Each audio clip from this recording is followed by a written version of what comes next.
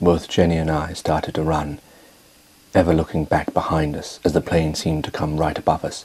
I couldn't help thinking as we ran for our lives that at least we had a chance of survival. What must have been going through the minds of the men, women and children aboard that plane as it plummeted to the ground, being trapped in a tin can, unable to escape, merely awaiting one's death. The plane flew right over our heads and crashed a mile or so in front of us. We quickly ran to the plane, but it was too late.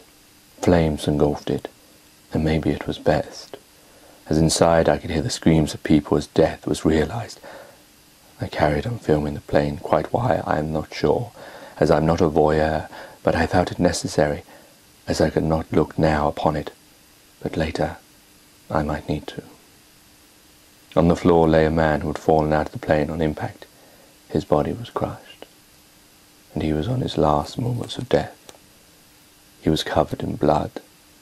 I could see his eyes staring up at me, but I was unsure whether they were alive or dead. Through the camera I felt an uneasiness, so I stopped and looked with my own eyes. I felt I owed him that, at least. The flames of the plane kept burning till late, fueled by the bodies inside.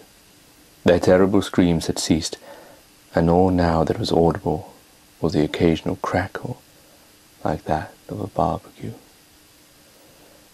Jenny and I stayed by the plane, ironically kept warm by the heat. "How can we continue to live like this?" said Jenny. I knew well what she meant. How we preyed upon the food of victims, kept warm as they burned slowly to ash, and yet we were forced to make this choice of life over death. Several times I felt sleep take me over, but each time I was awoken by the screams of the passengers of the plane as they burned alive. Those images kept haunting me. I would see the plane and imagine myself inside it as the chaos began, as they sat normally in flight, and then suddenly something invisible, unknown, came upon them, and their world was changed. Death was their best friend. The plane descending sharply, causing screams and mayhem, panic as the passengers at the back started to cough up blood, their bodies full of unknown lesions, bodies combusting and sending the blood and infection further, body after body, whilst mother held their childs close, so they could not see this torture unfold, full well knowing death was the only option left, either by the invisible bacteria or the plane meeting its untimely destination. The sound of the roaring engines, those that took their own lives, or the lives of those near and dear ones.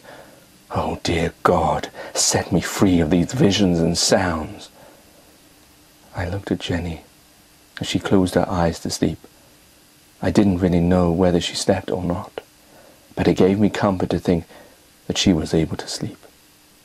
I lay down beside her, facing her, as her hair would wisp on my face with a small breeze, and gazing at her, my mind found a distraction, and I gently fell asleep. The morning awoke. The plane was black and charcoal, with half of the top burnt away. Jenny was already up, searching through the wreckage. I yawned and stood up, receiving yet another white flash. I looked towards Jenny, and she back at me. No words were spoken. Everything was expressed within the eyes. I walked towards the plane and looked at the remains of the bodies, half burnt, the head and shoulders missing, just the stomach and legs remaining. The feet and knees burnt off too. Bones covered the plane floor. We both sat and watched the video footage of the plane as it was up in the air. "What do you think happened?" said Jenny. "See, at the back of the plane, there." I forwarded the tape. Blood splattering, and then again further up, as if something was happening, like the man in the bathroom. It seemed to have combusted. "What do you think? A virus? Do you think it was a virus that killed them? Everything started when that fog came?" "I think so.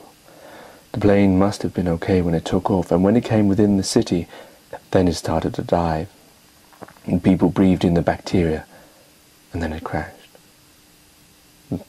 The tape came to the moment I dreaded seeing. The dead woman who fell out of the plane, her eyes looking straight to the lens before I moved the camera and switched it off. I pondered over what I had said to Jenny. Had it been some kind of virus or bacteria that had wiped out the city? But then I thought, what had happened to all the bodies?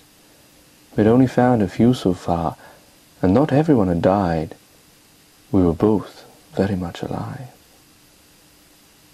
Jenny took hold of my hand.